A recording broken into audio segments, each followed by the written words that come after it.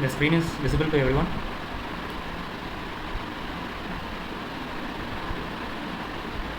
Hello. Yes, sir. The screen is visible. Yes, sir. Okay.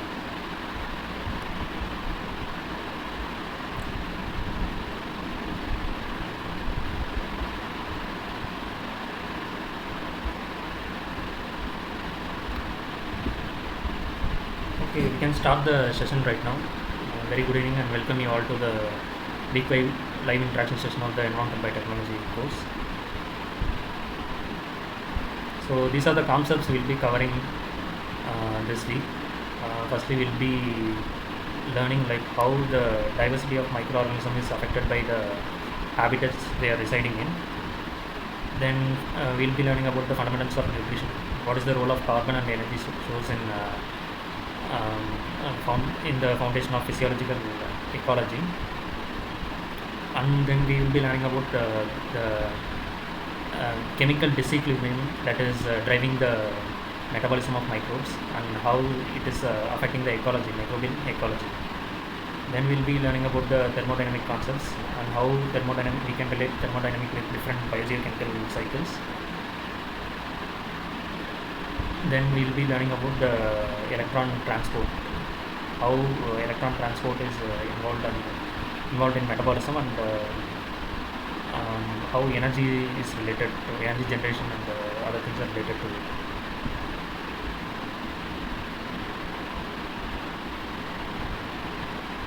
So what is the relationship between the habitats and selective pressure?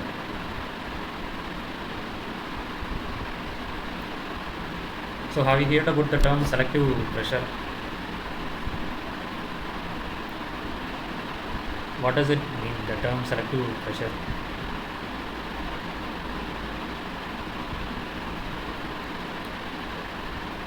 Selective pressure is nothing but the environmental conditions which drive a microorganism to adapt to a particular condition. So only the organisms have the ability to adapt to a particular situation. They can survive in that situation. Only they can survive in that situation. So the condition that makes an organism to survive in the particular environment is termed as selective pressure. So here we can see an example. So antibiotic resistant microorganisms are an example which undergoes selective pressure. So if you are what can we say, growing organisms, a group of organisms which has both antibiotic resistant and non-resistant organisms. So what will happen in that condition? Only the organisms which has the antibiotic resistant gene will survive in that condition. So what is the reason behind it? So usually antibiotic is it creates a non-favorable condition for microorganisms due to its toxic effect towards the microbial cells. So if an organism is having a gene which targets the antibiotic and degrades it, so then that particular microorganism can survive in that environment. So here the selective pressure is created by the antibiotics, isn't it? So this is how you can understand how the selective pressure is working upon organisms. So here in this case the antibiotic acts as selective pressure, but some other entities can also involve in the can act as selective pressure. It can be the temperature, pH, and water activity, whatever it may be.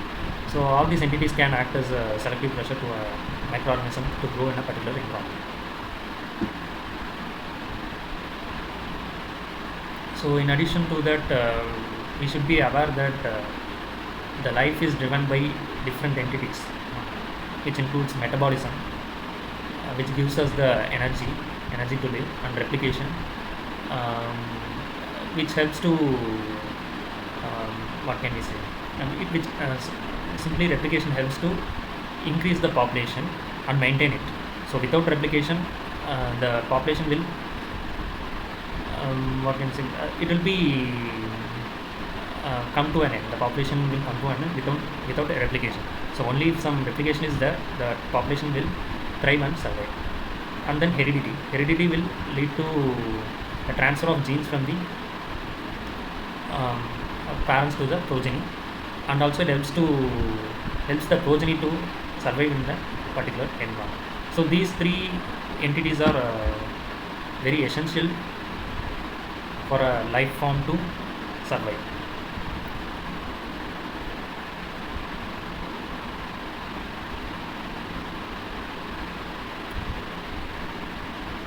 So in addition to that, what are the sources which are required for organisms to survive?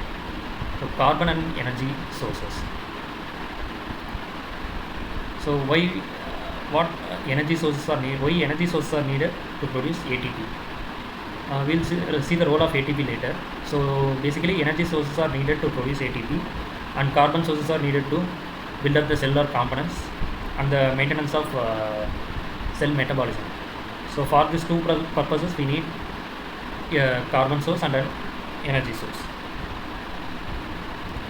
So this energy source can be of a chemical or light, which means chemical refers to organic sources, or organic and inorganic sources, whereas light simply refers to sunlight here. So for ATP production, these sources are necessary, and carbon sources are necessary to build up the cellular components and also for the cell maintenance. So in generation of energy, like so many cycles are involved in it, which includes cycles and other metabolic pathways are involved in it, which includes glycolysis, PCA cycle. These are two main cycles involved in it, and also electron transport chain is also involved in the cell metabolism. So basically, cell metabolism can be classified into anabolism and catabolism. In anabolism, usually the molecules will be built up and stored. Either it can be used for build up of the cell, or else it can be used as a energy reserve or carbon source, carbon reserve. In the case of catabolism, the intact molecules will be degraded to what can I say, to produce energy. So in the case of anabolism, molecules will be built up, whereas in the case of catabolism, those molecules will be degraded in order to gain energy. So in this process, multiple cycles are involved, and the maintenance of this cycles is carried out by the cellular signals. So the nutritional types of organisms can be classified based on the nutrition types. The organisms can be classified into chemosynthetic organotroph, which refers to organisms which thrive by plant-derived organic substrates or any other organic substrates. So since organic substrate is involved in it, the word chemo is referred here, and organo refers to the organic source of substrate. So basically, the chemosynthetic organotroph refers to organisms which derive energy from plant-based organic sources or from other organic substrates. So the second class of organisms is the chemosynthetic lithoheterotrophs. So here also the substrate will be either here the substrate will be specifically inorganic substrate. That is what the term litho refers to. And heterotroph refers to it depends on an external source to generate energy. So the second class of organisms involve the organisms which consume upon inorganic compounds and assimilate fixed carbon. So these class of organisms are termed as chemosynthetic lithoheterotroph. Whereas in the case of photosynthetic heterotroph, so light energy will be used as an energy source, and the carbon source will be attained from outside. So these kind of organisms are termed as photosynthetic heterotroph. Whereas chemosynthetic lithoautotroph, sorry. So they rely on inorganic compounds. That is what the term litho refers to here. For generation of energy, and they also assimilate CO2 into their biomass. So these organisms are termed as chemosynthetic lithoautotroph. And the final class of organisms are photosynthetic autotroph. So these kind of organisms derive energy from light and attain carbon sources from carbon dioxide. So basically we can classify organisms into 5 classes based on the carbon and the energy sources.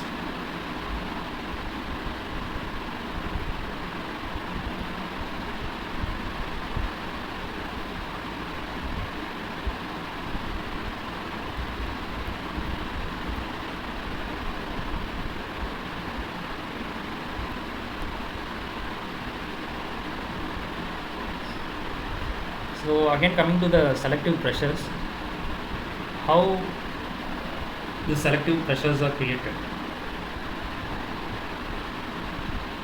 In the previous case, we studied about antibiotic resistance. That is like man-made selective pressure. When it comes to natural selective pressure, what are the factors playing role in naturally created selective pressures? Basically, nutrient fluxes. So what kind of nutrient is coming in a ecological system, and what are the concentration of those nutrients? So these factors basically determines the growth of microbial communities in a particular environment.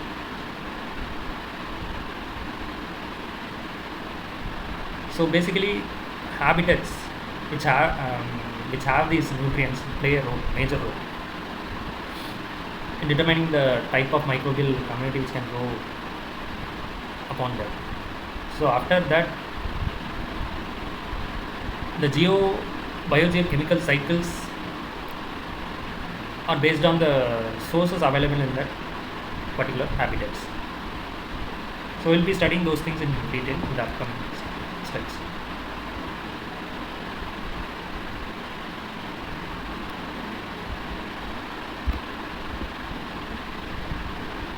So in laboratory scale settings, we usually observe exponential growth of microorganisms. What is the reason behind it?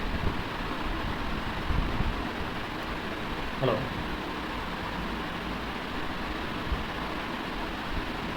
Usually in laboratory scale setup, we used to observe exponential growth of microorganisms. What is the reason behind it? Can anyone unmute and answer for this question? Hello.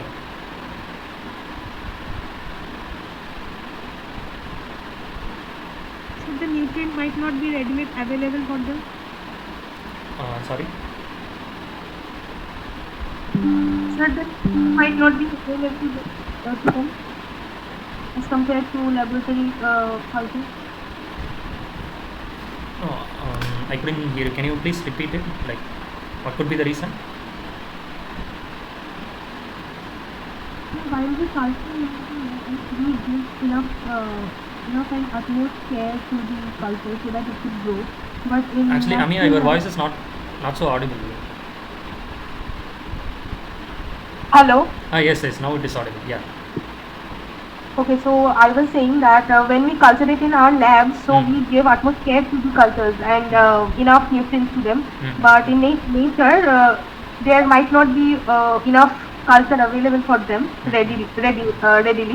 So they have to do hard work to gain their culture nutrients. So Yes. Yeah, very well said. Actually, in laboratory scale setup, we'll be providing all the nutrients in abundant. Whereas in the case of natural environment, even though the nutrients are abundant, there will be competition among the different organisms. But in the lab scale setup, we'll be growing pure cultures, isn't it?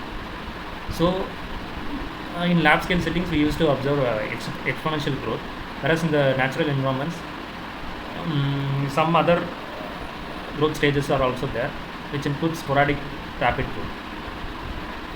So, which is in sporadic rapid growth, what happens is there will be brief periods of rapid growth when the resources are available. Basically, the nutrient sources are available. There will be a brief period of rapid growth.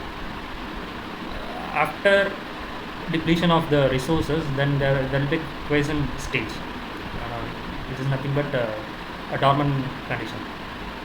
So the second type of growth involves slow growth when the nutrients are scarcely available. So the slow growth will be happening, and sporadic slow growth. In this case, the organisms will be growing in a slow growth rate, and also it will be in a dormant condition. Whereas in the dormancy, there won't be any growth, and the microbes will be but like completely in a dormant state. So there will be no growth in case of dormancy.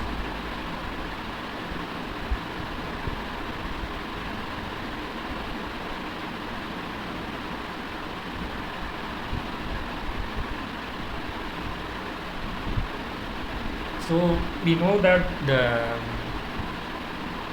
physiological and biochemical properties of a particular not only single environment, like it will be dynamic in various habitats. So due to the variation of these physical, biological and chemical properties, the cells will undergo a complex forces or selective pressures. So if we consider ecological success of an organism, basically it involves ATP generation, which is generally termed as energy currency of cell, and nutrient uptake, how much nutrient is available in a particular environment, and the organism how much it can uptake the available nutrient. So that is one factor determining the ecological success. Other than that, the growth, motility, chemotaxis and photosynthesis in case of autotrophs. So these are all the factors determining the ecological success of a particular organism. So only these entities are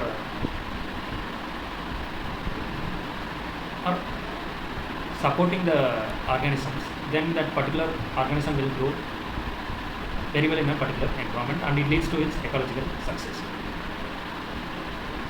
And the second mode of pressure will be due to environmental pressure, the organisms will undergo survival mode, which includes quiescence, dormancy or sporulation. So due to unfavorable condition for its survival, the organisms will turn to a quiescent state or dormancy state, or they will enter into sporulation in order to survive an unfavorable environment. Ecological failure, in case the organisms are not able to survive in a particular environment due to starvation, then ultimately it leads to its death, autolysis, or some not only starvation, other factors are also involved in ecological failure, which includes oxidative stress, which is created due to foreign chemicals which are not so microbial friendly, for say antibiotics, and competition among the organism.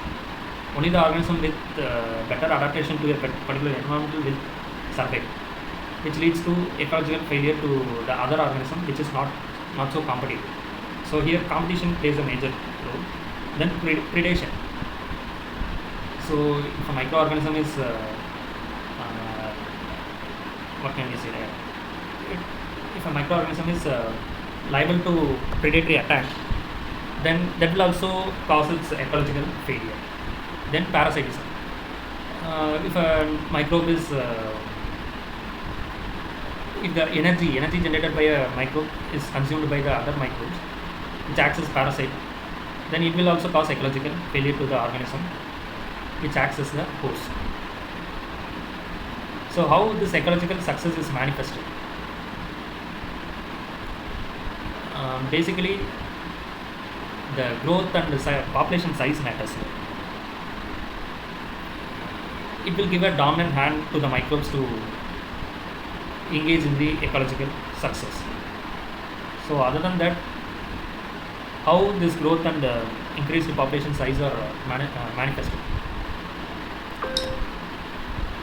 What are the need for this needs for this these entities to happen, growth and increase in population size? So energy and carbon sources are required, isn't it?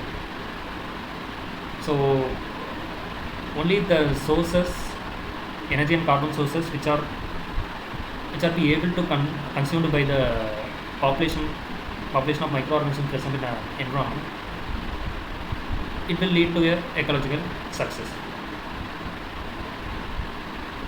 So basically, the energy and carbon sources available in an environment should be able to consumed by the organisms present there. So those organisms can only thrive in that particular environment, and which leads to ecological success of that microorganisms. So how ecological failure is caused? So basically, it is caused by population decline. If a particular population is reducing due to the unavailability of energy and carbon sources, it leads to ecological failure. So ultimately, that organism will be eliminated from that particular habitat due to the incompetence of the organism. Usually it occurs when the surrounding factors, for say the presence of toxins, UV light, or due to the exhibition of predation, parasitism, this ecological failure is happening. And of course, starvation and competition are also major factors determining the ecological failure. Next.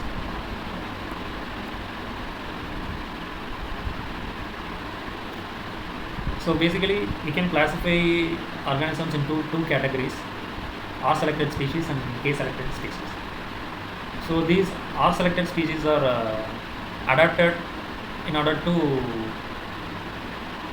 involve in high rates of reproduction.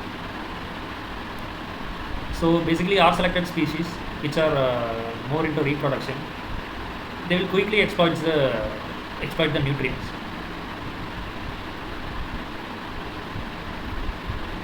So this leads to rapid growth in an uncrowded environment. Basically, this happens in an uncrowded environment. So there will be the availability of nutrients will be more. So it leads to the growth of R-selected species, which are more into reproduction. Whereas in the case of K-selected species, these organisms will exhibit slow and steady growth, and they are well suited for crowded environments and high density populations, because their growth is very relatively slow comparing to the reproducing organisms, which are nothing but R-selected species, and they utilize the resources. Usually they conserve the resources, so they can survive in crowded environments where some other microbial communities are also present. So what is the role of ATP here? So we already saw that in energy generation ATP is involved. So how ATP is involved in the energy generation?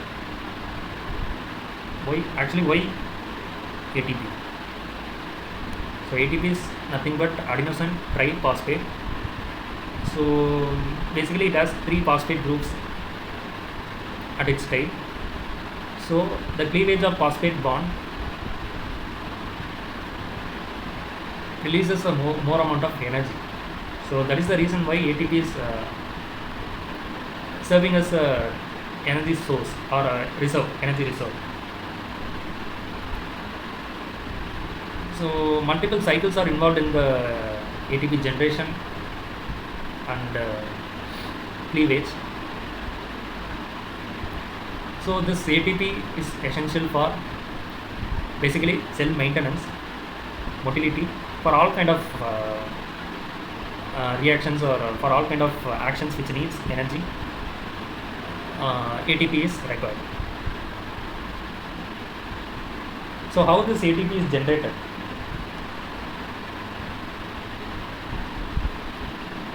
Simply to mention, this ATP is generated via the thermodynamically unstable materials, which can be found in different kind of environments, including water, sediments, and soils.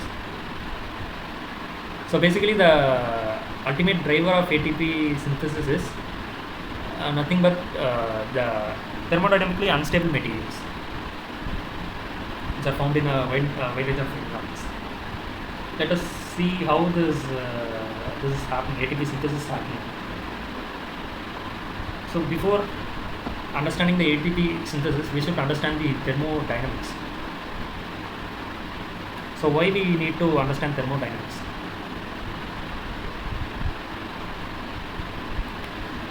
Basically, through thermodynamics, what can we tell?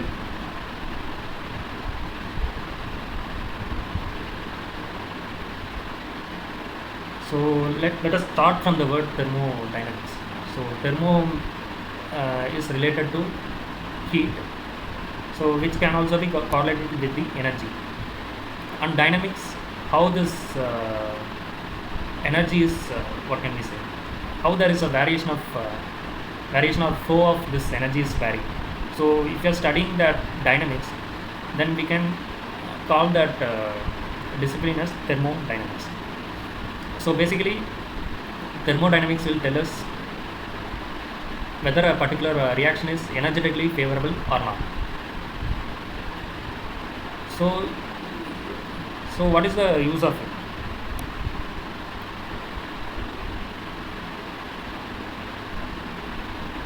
So if you understand thermodynamics, already the reactions are happening in the environment. So we can basically predict whether a particular reaction can happen in a particular environment based on the thermodynamic calculations. So that is the use of thermodynamics. Basically, ATP generation reactions are redox reactions, in which those reactions are carried out by electron transfer, isn't it? So through thermodynamics, we can predict whether two chemicals or two entities can be involved in the electron transfer reactions. So with that, we can say whether that reaction can happen or not. So this is the basic application of thermodynamics in studying the biosphere.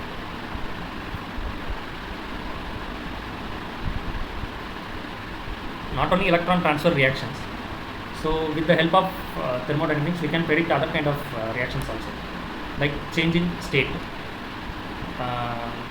Change in state refers to from solid state to liquid state, and dissolution or precipitation. That also we can predict through thermodynamics,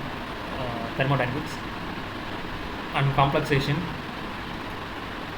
and acid-base balance, sorption or desorption, redox reactions. So all these reactions can be predicted through thermodynamics. So to predict these reactions, what is the measure or thermodynamic entity we are using? Basically, free energy.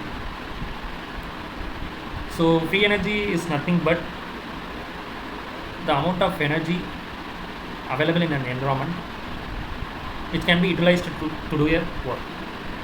So with the measure of free energy change, we can tell whether a particular reaction is feasible or not, isn't it? So yes, basically through free energy calculations we can identify what kind of sources can be utilized by the microorganisms and whether it can facilitate ATP generation or not. So these things we can tell using free energy calculations.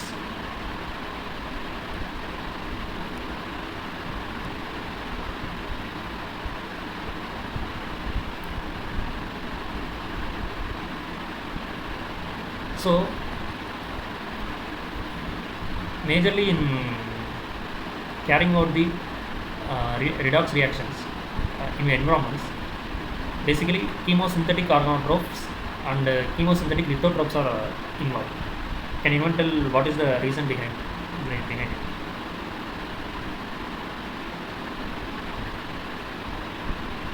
Basically in pollutant remediation, these two entities are involved: chemosynthetic organotrophs and chemosynthetic lithotropes.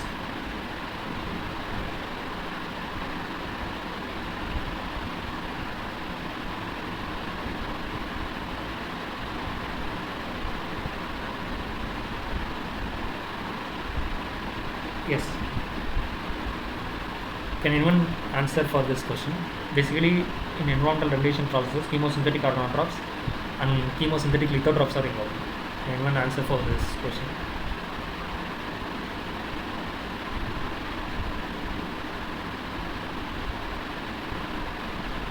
Because these organisms has the ability to degrade or consume organic and inorganic contaminants. So for that particular reason, only these two organisms can involve in the degradation of environmental contaminants. So we can predict the activity of these organisms using thermodynamics.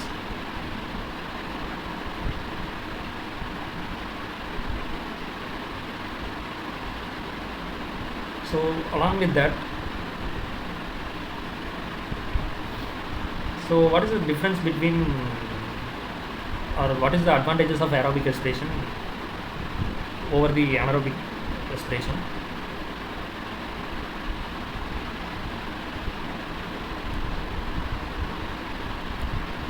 Usually aerobic organisms has an advantage over anaerobic organisms. What is the reason, particularly in aquatic or terrestrial environments, which is rich in carbon source?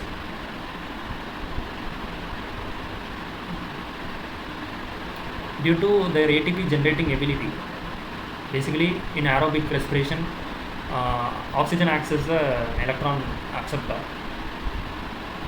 which creates a dominance for the aerobic organisms and facilitates their ATP generating ability.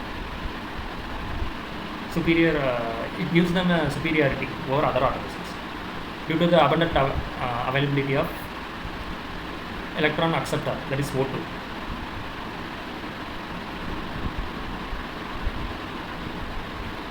So when oxygen is depleted in a particular environment, then nitrate respiring organisms will become dominant, because nitrate is a abundant inorganic mineral in terrestrial and also in aquatic ecosystems. So when oxygen is depleted, the population of the dominance of aerobic respiring bacteria will reduce and the nitrate respiring organisms will take over. So here basically the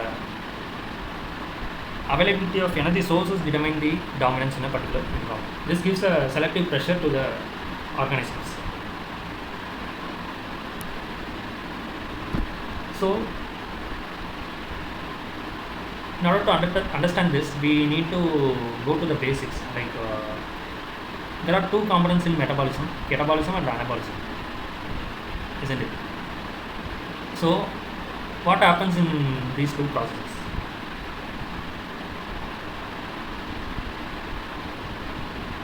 So in catabolism, ATP generation will be happening. So whereas in the anabolism, ATP will be utilized, and the molecules which are required for the build-up of microbial cells will be generated in the anabolism. So this newly generated molecules will be used for the build-up of microbial cell and also to the for the reproduction. So this is what happening in catabolism and anabolism. So basically in catabolism, ATP is generated, whereas in anabolism ATP is consumed. In order to generate biomass by building up of different macromolecules. So in the case of catabolism, electron transport chain plays a major role. Why is it so?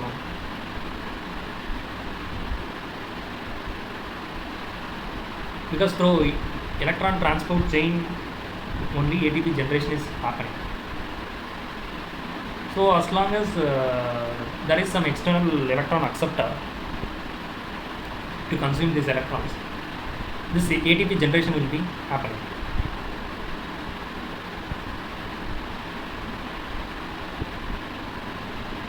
So how we can classify the organisms which are engaged in catabolism based on the substrate? We already studied this.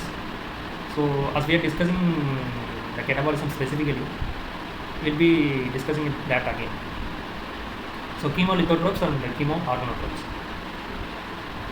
Basically, chemolithotropes use inorganic compounds, and chemoorganotropes use organic compounds for transferring these electrons to the respiratory chains of electron transport system. So this is the overview of catabolism and anabolism. Let's see the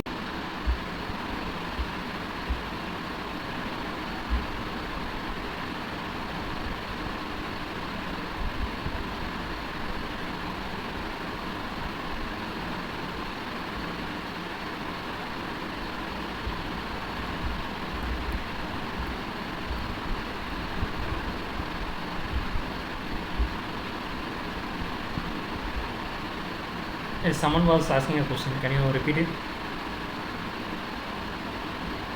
So, sir, my question was the microbes which are present in nature. So, when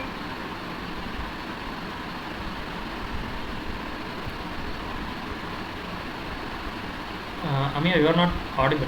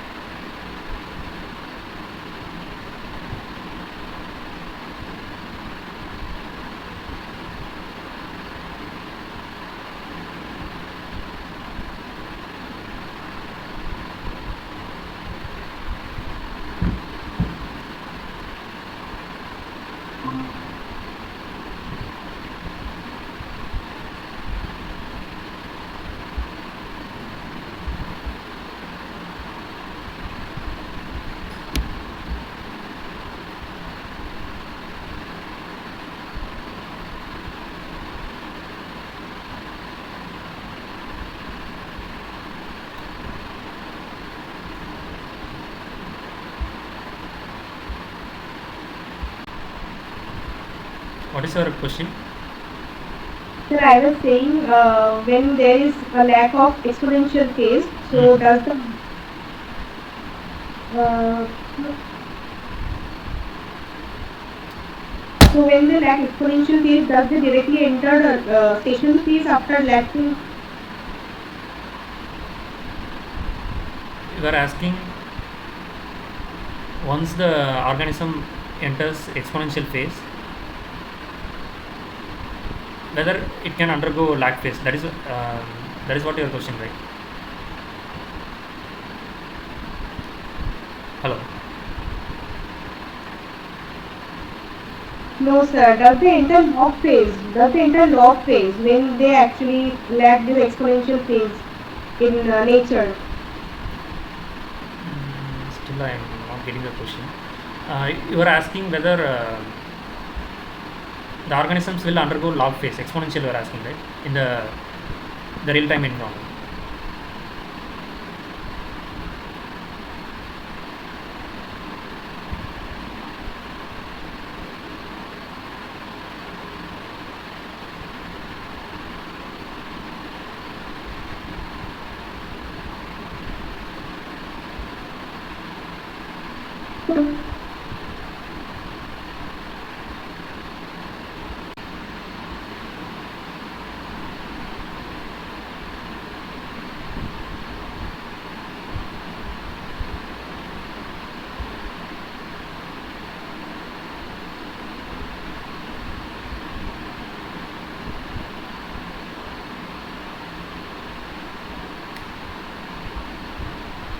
Yes, actually, in the real-time environment, organisms can undergo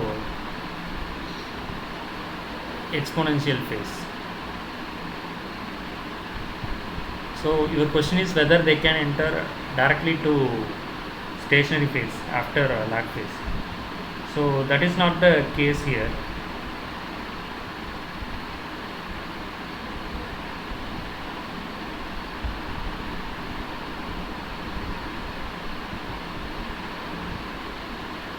After log phase will be there.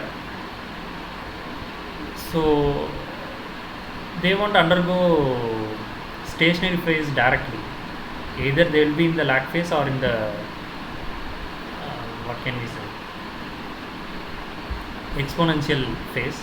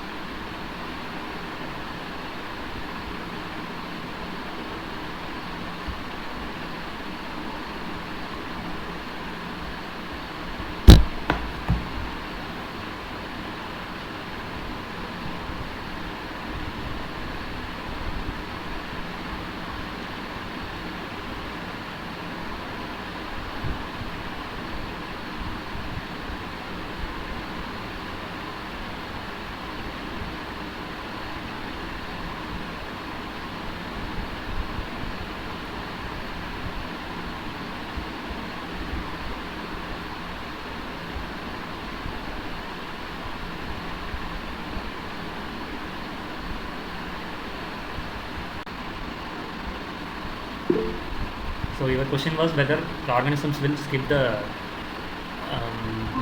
exponential phase and come to stationary phase, right? Yes, sir. Basically, it depends on they won't skip the exponential phase. During dormancy, the cellular growth will be completely stopped and the metabolism will be completely stopped. Only the cell maintenance will be happening during the dormancy. Whereas in the case of what can we say, if some growth is there, we cannot say that the cells entered into stationary phase. Mostly they won't skip the exponential phase. Either they will be lying in the lag phase itself, or completely they will shut up their metabolism and stay in a dormant state, and cell maintenance will be happen. So there won't be any skipping happen there. When the nutrients are available, again they will start, and it will go to exponential phase. Then after that, after exponential phase only it can attain stationary phase. So what does stationary phase refers here? Usually the death rate and growth rate will be similar in stationary phase. But if there is no growth and all,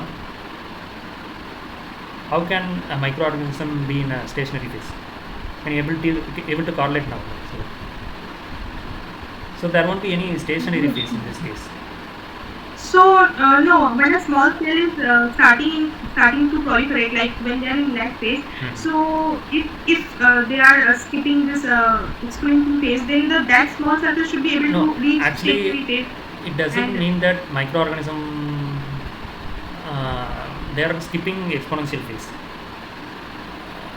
In the case of sporadic rapid growth, exponential phase will be there.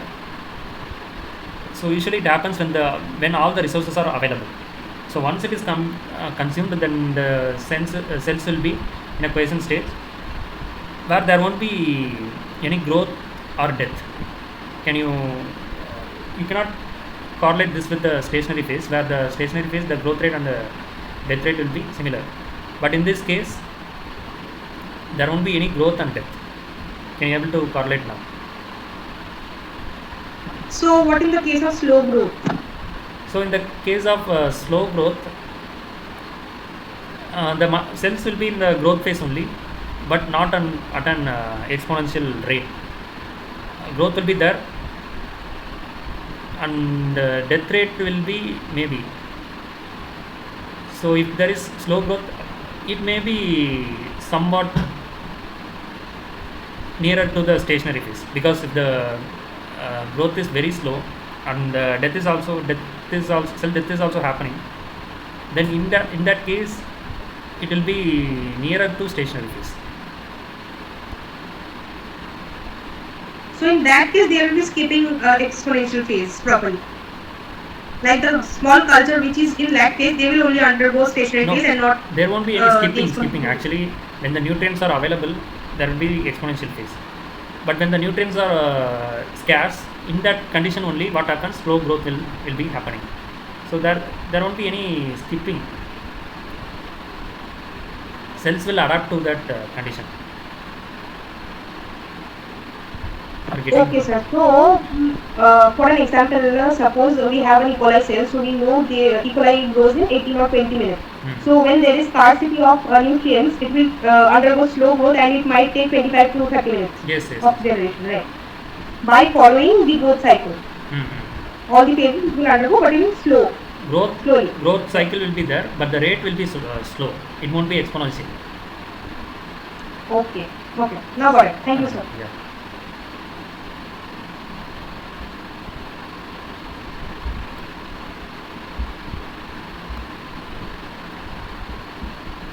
So based on the dynamics of the environment, the microorganisms can attain ecological success or survive, or ultimately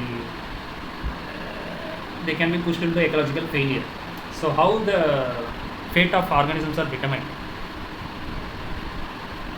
If an organism need to survive in an environment, which means for an organism to attain ecological success, there should be continuous generation of ATP and nutrient uptake, and some other factors are also involved in the ecological success, which includes growth, motility, chemotaxis, and photosynthesis in the case of autotrophs.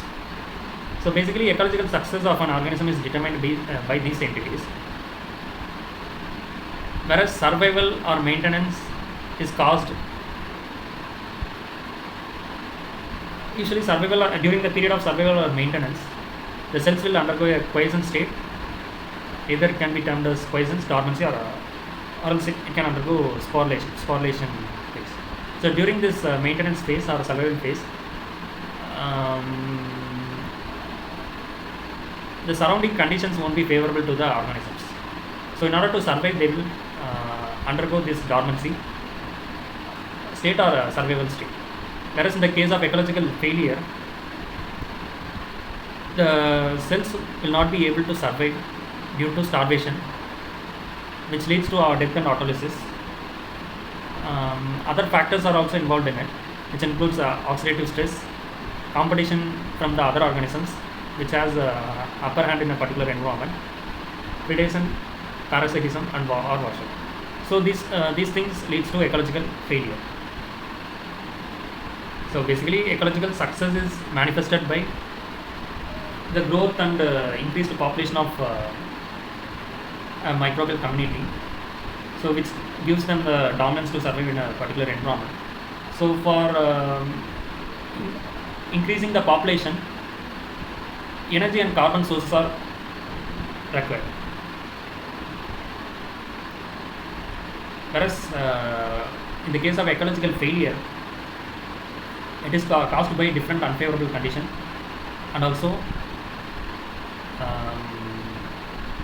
which are extreme than the tolerable limit, which includes starvation, competition, predation, parasitism, oxidative stress, and the presence of toxins and UV light, etc.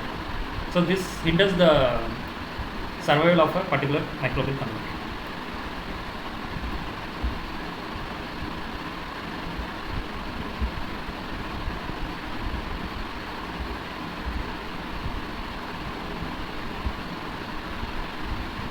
So basically, we can classify the population into R-selected species and K-selected species in a particular environment.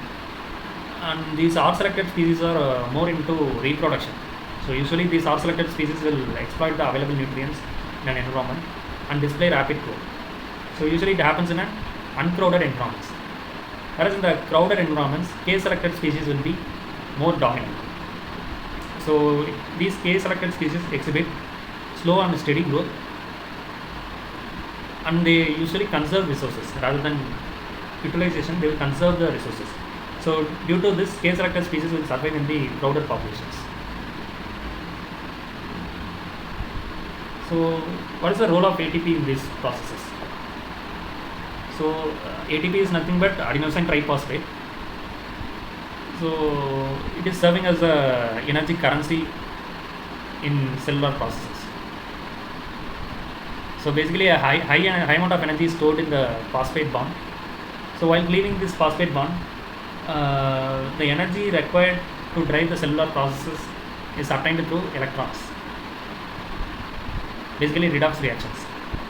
So ATP is serving as the energy reserve or electron reserve. By cleaving the phosphate bond, the required energy is supplied to the cells. So this attained energy will be utilized for cell maintenance, motility, biosynthesis of cellular components, and also reserves, replication, growth, and heredity. So this ATP generator is energy is utilized in various processes. So how this ATP synthesis is derived? It is derived by the to simply state, it is derived by the thermodynamically unstable materials found in different water matrices, sediment, or soil matrices in the biosphere.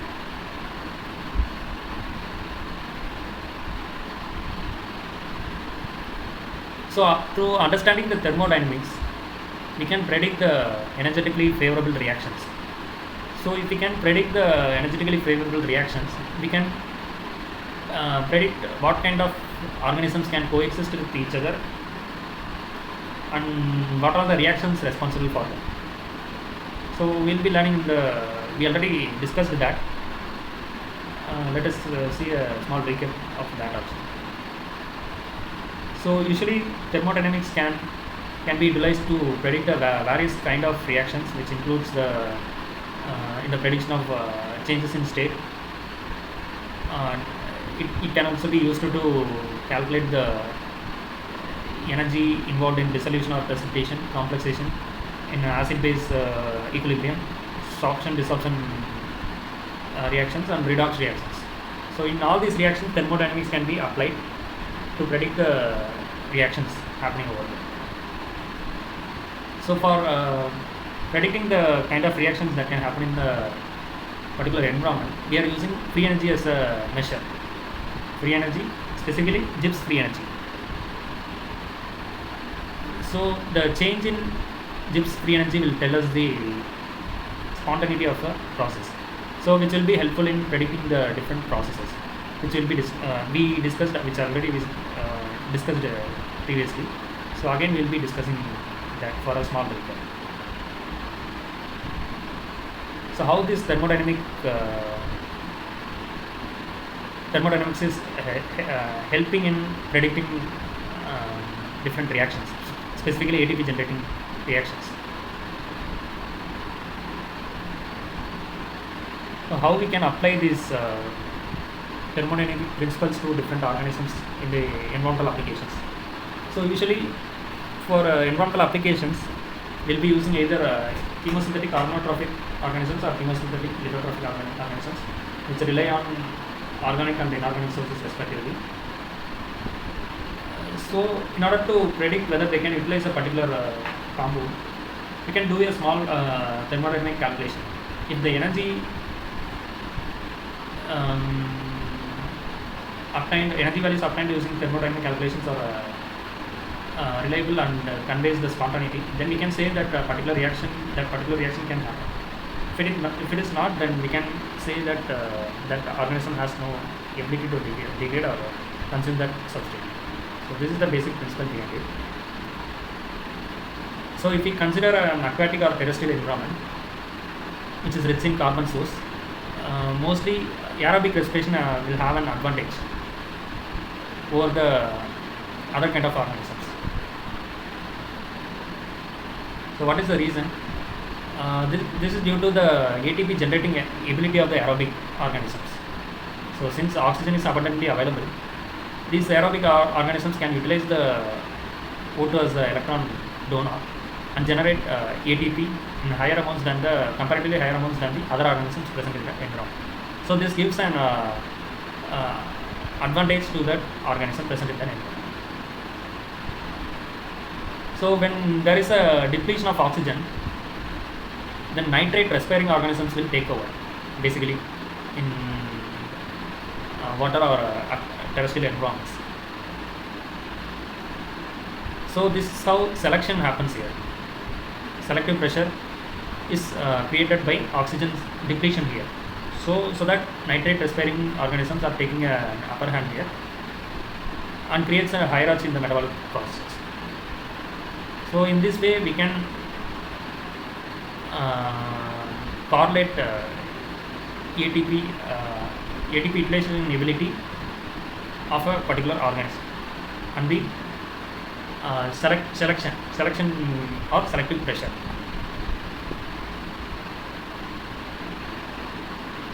So in order to understand the metabolism, first we need to know the components of metabolism. So usually metabolism can be classified into catabolism and anabolism. In catabolism, series of reactions happen in order to generate ATP, whereas in anabolism, the generated ATP will be utilized in order to build different cellular structures and also to create reserves for energy reserves. So basically in catabolism, ATP will be generated, and in the anabolism, ATP will be consumed. So in catabolism, electron transport chain plays a major role.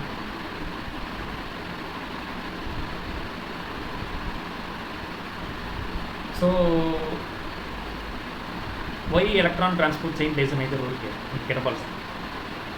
Because in ATP, energy is stored in the form of electrons in the phosphate bonds. So here the electron transport chain plays a major role.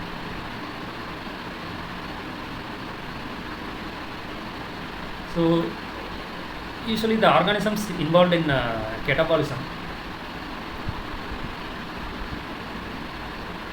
has certain enzymatic pathways to oxidize the reduced substrate, and they can be classified into chemolithotropes and chemoorganotropes based on the substrate. If the substrate is inorganic, then the organism will be chemolithotroph, and if the substrate is organic, then the organism will be chemoorganotropes. So this is how the electron transfer reactions are happening in different organisms. Based on the substrate, we can classify the organisms as chemolithotropes or chemoorganotropes.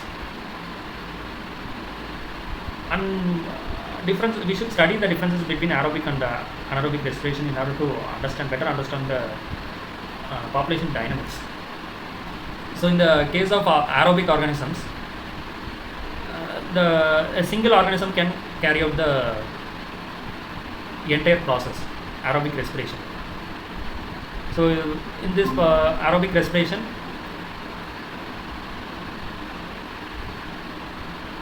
someone wants to join.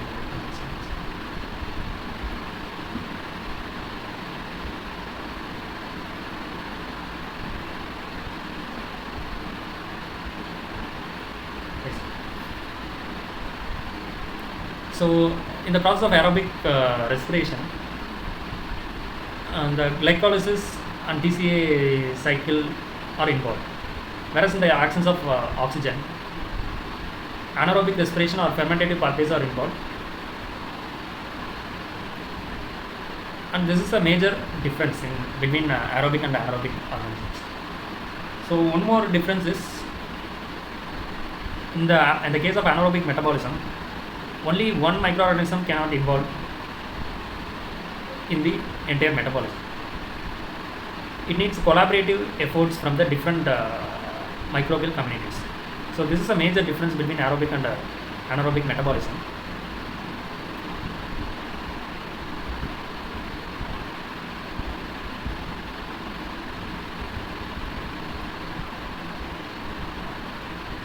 So this is where syntropy comes into role. Usually syntropy happens in the case of anaerobic metabolism. So where more than one organism is involved in the metabolism. So usually these syntropic associations are important for different reactions like ion reduction, manganese reduction, sulfate reduction, acidogenesis and methanogenesis. Usually these syntropic reactions involve secondary fermentations, where the byproduct generated from the fermentation of one organism will be utilized by the another anaerobic organism.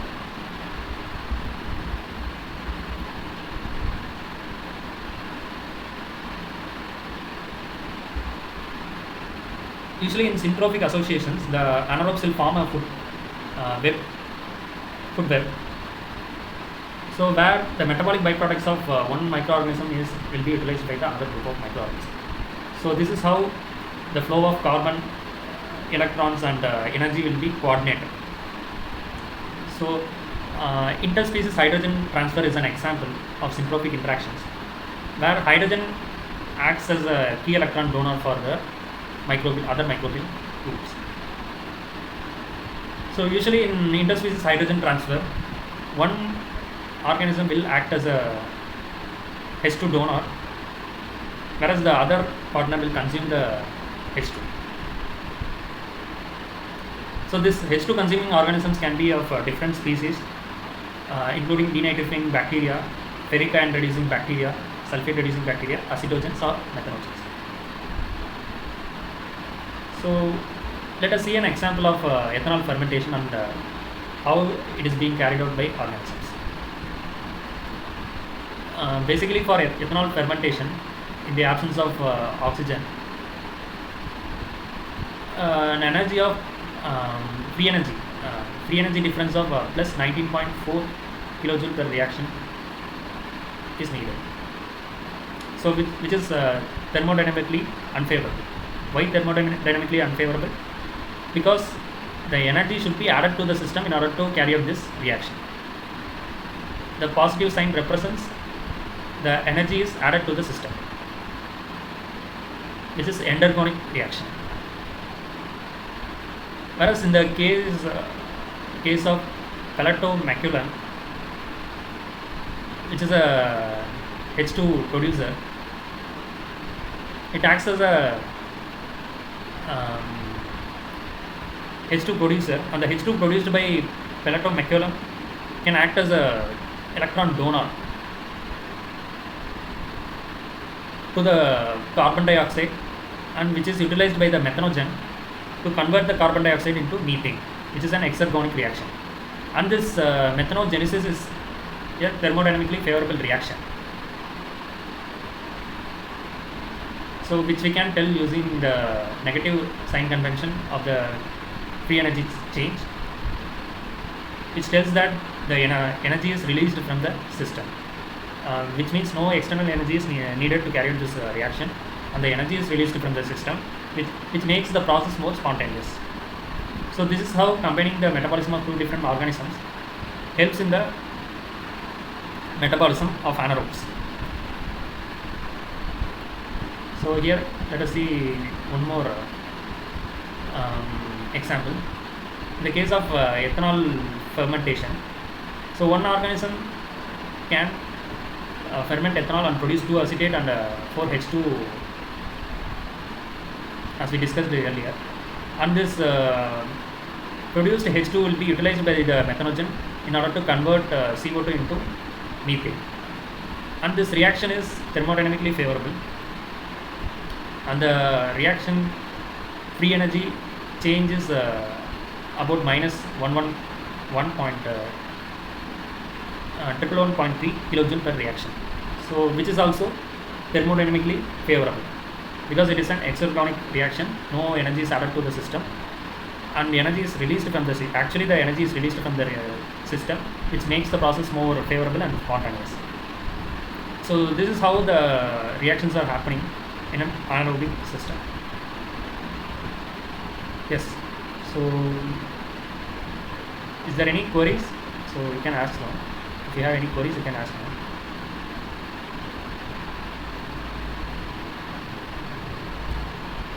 Hello, any queries are there? Sir, where do we get this presentation in the lecture? So I'll upload it in the portal. Actually, can you able to access the PPTs and all, like previous week PPTs and videos? Yes, sir. Okay, then I will share it there.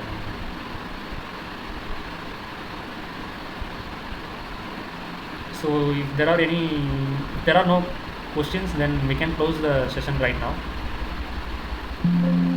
Yeah. Thank you so much. Yeah. Sir, actually upload from week 1 also. Sorry? Upload from week 1 lecture recordings. Sure. So it will be better. Sure. It will be Yes. available. Actually, you should be able to access an Excel sheet, right? So in that Excel sheet, could you able to find the recordings or not? Yes, sir, but it is available of that other lecturer, not from you. So Actually, 2 tabs are available there. Have you checked that? First one, no, sir. first tab will be filled with that scholars links, and the second tab will be filled with my lecture materials. Oh, okay, sir. Got it now. Got it. Yeah, please I check. didn't notice that another Okay. screen, Mhm. another sheet. In that Okay, also sir, some I'll- videos need to be uploaded. Like I will upload all the videos soon, so we can access all those contents. Okay, sir. Yeah. So if there are no queries, we can close the session right now. Okay, sir. Yeah. Thank you, sir. Yeah. Thank you so much.